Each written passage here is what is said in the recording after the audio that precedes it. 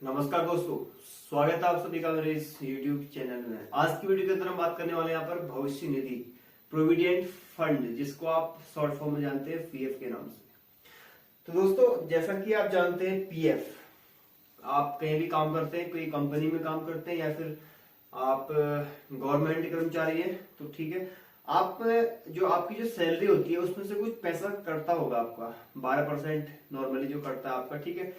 उसको आप क्या बोलते हैं, पीएफ के नाम से जानते हैं। आज की वीडियो के अंदर हम बात करने वाले हैं यहाँ पर पीएफ क्या होता है। सबसे पहले जो आपका प्रोविडेंट फंड है, ठीक है, पीएफ, ईपीएफ क्या है, जीपीएफ क्या है, वीपीएफ क्या है, ये सारी चीजें आज आपको इस वीडियो के माध्यम से बताने का प्रयास करेंगे, ठीक है। चलिए करते हैं वीडियो की शुरुआत। पीएफ आप शॉर्ट फॉर्म जो पीएफ के नाम से जानते हैं, इसको हिंदी में भविष्य निधि के नाम से जानते हैं, ठीक है।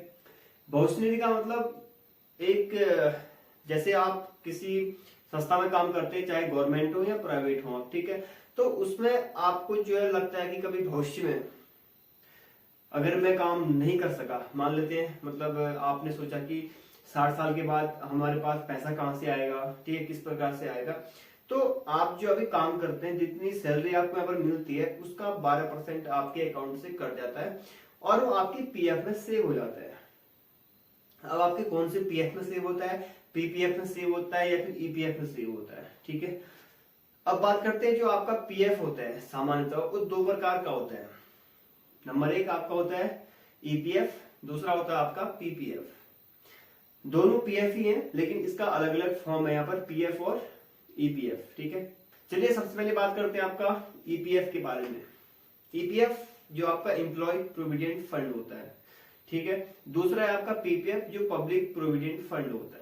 तो यहाँ पर देखिए, जिस प्रकार से हम ईपीएफ की बात करते हैं, सबसे पहले जो आपके पास एम्प्लॉय है, जो आपका कोई आपके साथ या फिर आप स्वयं कंपनी में काम करते हैं, तो उसमें क्या होता है, आपका एक संस्था होती है ईपीएफओ। संस्था का मीन्स, जैसे आप क्रोम सर्च करेंगे तो यहाँ पर ईपीएफओ सर्च करेंगे तो आपके पास एक बड़ा नेटवर्क आता है।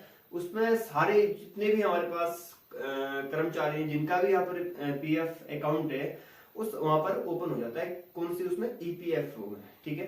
ईपीएफओ क्या है, आपका एक ऑर्गेनाइजेशन है। तो जब आप ईपीएफओ लॉगिन करते हैं तो वहां पर ईपीएफओ लॉगिन करने के बाद आपका जो ईपीएफ होता है, एम्प्लॉय प्रोविडेंट फंड, तो उसमें क्या होता है, आपकी सैलरी का 12% कट हो जाता है और वो आपका ईपीएफओ में जमा हो जाता है, ठीक है। आपका ईपीएफओ में यहाँ पर जमा हो जाता है और आपको जो है भविष्य में मिलता है। आपको जो रिटायर हो जाते हैं, आप कंपनी को छोड़ देते हैं या फिर कोई भी संस्था को आप छोड़ते हैं, ठीक है। तो देखिए एक एक करके से बात करते हैं। सबसे पहले आपका जो आता है आपका ईपीएफ। जो भी आपके पास कंपनी है उसमें 20 से अधिक कर्मचारी है, तो ऑब्वियसली आपका पीएफ कटेगा और जो है उसमें से आपकी 12% जो सैलरी है, बेसिक सैलरी का 12% वहां से कटता है, ठीक है। तो इसमें अगर आगे हम बात करें तो आपका जो है 12% कटने के साथ साथ इसको आप कहां पर खोलेंगे, ईपीएफओ में खोलेंगे, ठीक है। अगर हमें दूसरी तरफ बात करें, जो आपका पीपीएफ होता है, पब्लिक प्रोविडेंट फंड, तो पब्लिक प्रोविडेंट फंड में आप क्या कर सकते हैं, यहाँ पर 500 से 1 लाख तक आप एनुअली जमा कर सकते हैं, ठीक है। सालाना आप जमा कर सकते हैं इतना। और इसमें जो आपका पीपीएफ अकाउंट होता है, इसमें थोड़ा सा कम ब्याज मिलता है आपको। कैसे मिलता है कम ब्याज? देखिए, जो आपका ईपीएफ होता है, जो आपका यहाँ पर ईपीएफ अकाउंट होता है, उसमें आपका करीब करीब 8 से 9% जो आपका इंटरेस्ट मिलता है, जितना आप सेव करेंगे, जितना आपकी सैलरी से कटता है। और यहीं पर अगर हम पीपीएफ की बात करें तो वहां पर आपका केवल 7 से 8%, 1% का ऊपर नीचे होता है, ठीक है। तो ये देखिए, इसको अगर हम बात करें, जो आपका ईपीएफ होता है वो कब मिलता है आपका, जब आप अपने काम से या फिर अपने ड्यूटी से क्या हो जाते हैं, सेवानिवृत्त हो जाते हैं या मीन्स रिटायर हो जाते हैं, तो उसके बाद जो है आपको वहां पर मिलता है, एक भविष्य निधि मिलती है, ठीक है। अगर आप इसको क्या करते हैं, पार्सली अगर लेना चाहते हैं, तो मिनिमम आपको जो है 5 साल तक का वेट करना पड़ेगा। इसकी कंडीशन क्या है, अब आपको बताएंगे। इसकी कंडीशन किस प्रकार से, जैसे बच्चों को पढ़ाना या फिर हॉस्पिटल कोई इमरजेंसी है उसके लिए पैसा निकालना, ठीक है, तमाम चीजें एजुकेशन के लिए, तो ये चीजें जो है आप 5 साल के बाद निकाल सकते हैं, ठीक है, कंडीशन के अकॉर्डिंग। सेम आपका जो पीपीएफ अकाउंट होता है उसमें भी इसी प्रकार से होता है। अगर हम बात करें, जो आपका यहाँ पर पीपीएफ अकाउंट होता है उसको आप बैंक या फिर पोस्ट ऑफिस में खोल सकते हैं, लेकिन जो आपका ईपीएफ अकाउंट होता है उसको मैंने आपको बता दिया, ईपीएफओ में जो आपका ओपन होता है, ठीक हो गया। देखिए इसमें जो भी आपका पैसा मिलता है लास्ट में उसमें कोई टैक्स नहीं लगता है, ठीक है, नो टैक्स। और इसमें जैसे आपके पास 60-50 लाख रुपया नहीं कि बिल्कुल जो है एकदम क्या है आपका नो, इसमें टैक्स होता है, कोई भी टैक्स आपसे लिया नहीं जाता है। अगर इससे आगे बात करें तो आपका जो नो रिस्क भी होता है, ठीक है, इसमें कोई रिस्क नहीं है। जैसे मान लेते हैं आपके पीएफ अकाउंट में 4 लाख रुपए है, ठीक है, और आपने मान लेते हैं 1 लाख का आपने लोन लिया अकाउंट से, तो उसमें ऐसा नहीं है कि जो आपका अकाउंट है आरबीआई वहां से जो आपके पीएफ अकाउंट है वहां से ले लेगा, ऐसा बिल्कुल भी नहीं है, क्योंकि ये सिक्योर है।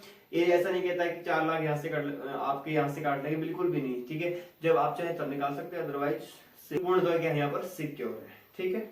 अब बात करते हैं इससे आगे, जो आपका ईपीएफ अकाउंट होता है 2 प्रकार का होता है, नंबर 1 वीपीएफ अकाउंट और दूसरा होता है आपका जीपीएफ अकाउंट। जीपीएफ अकाउंट जो है आपके लिए सरकारी जो हमारे पास कर्मचारी होते हैं उनके लिए होता है। पीएफ अकाउंट होता है, वीपीएफ अकाउंट में आपके जो है जो प्राइवेट सेक्टर में काम करते हैं उनके लिए जो होता है वीपीएफ अकाउंट होता है। क्यों होता है वीपीएफ अकाउंट? यहाँ पर देखिए हम बात करें जो आपका कर्मचारी है सरकारी वाले, तो उनके लिए 12% से अधिक अगर कोई व्यक्ति जो है 12% उससे ज्यादा परसेंट अगर वहां पर ईपीएफ में अपना पैसा देना चाहता है, रखना चाहता है तो रख सकता है। इसलिए यहाँ पर जो है उसके लिए जीपीएफ हो गया, जनरल प्रोविडेंट फंड। अगर यहाँ पर वीपीएफ की बात करें तो आपका वॉलंटरी प्रोविडेंट फंड होता है, जो यहाँ पर प्राइवेट सेक्टर में काम करने वाले जो हमारे पास कर्मचारी हैं उनके लिए होता है, ठीक है। फिलहाल आज की वीडियो इतना रखते हैं। अगर वीडियो इन्फॉर्मेटिव लगे तो वीडियो को शेयर कीजिएगा। नमस्कार।